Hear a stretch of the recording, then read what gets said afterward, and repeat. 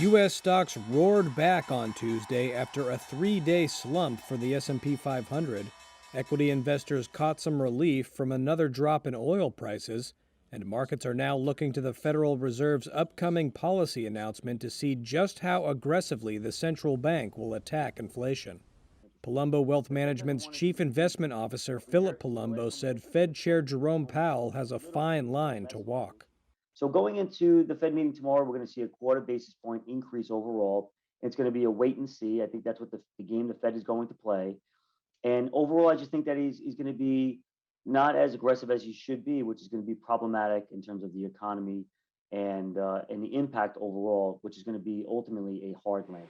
A softer than expected reading on producer prices helped ease inflation fears among investors Tuesday, coming in just 0.1% shy of the estimate.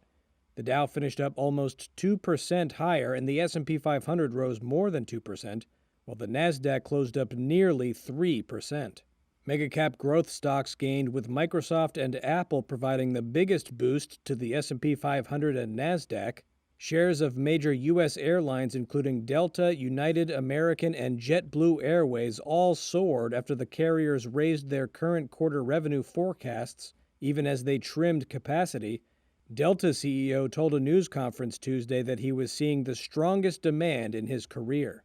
But some saw darker skies ahead for the stock market as the so-called death cross technical pattern formed this week, when a short-term moving average crosses below a longer-term moving average, which some investors believe signals that more near-term weakness for Wall Street is likely.